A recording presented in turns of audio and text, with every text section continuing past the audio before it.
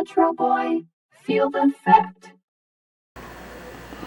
Yamaha PSR 340 com esse defeito, ó, low battery. Então, ele é alimentado por uma fonte de 12 volts que começa aqui o circuito da fonte, entendeu?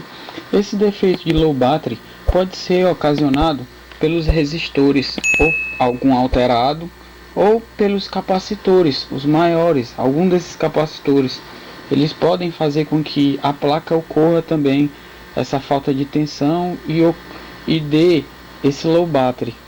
Mas precisamente o principal problema que causa low battery na placa são esses reguladores de tensão que tem na placa.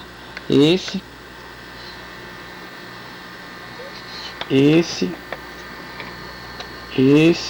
entendeu? E esse aqui. Nesses dois capacitores corre a alimentação primária, que é passada para a placa lógica. A alimentação primária em cada um desses dois tem que dar 5 volts e 5 volts, que são exatamente os 5 volts que alimentam essa placa lógica. E essa placa lógica tem uma alimentação para os CIs, que são o CI encoder e os CIs de CPU, que dão os timbres e as formas de ondas do teclado. Então a alimentação daqui surge através desses dois capacitores aqui, que filtram essa alimentação que corre dessa placa primária, que também nesses dois capacitores dão 5 volts, que é o que é distribuído para esse regulador e este outro regulador, que alimenta os encoders e os processadores de onda.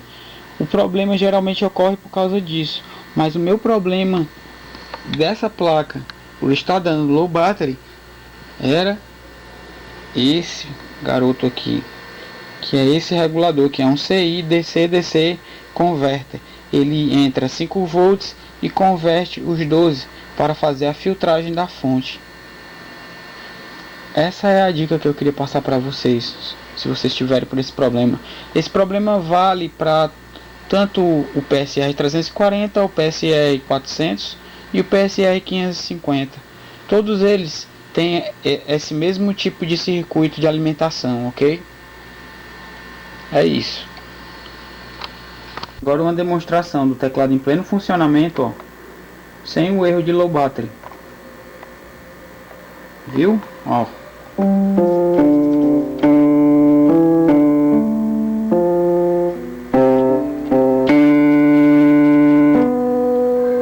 Não dá mais low battery, foi solucionado. É isso, galera. É o Electro Boy.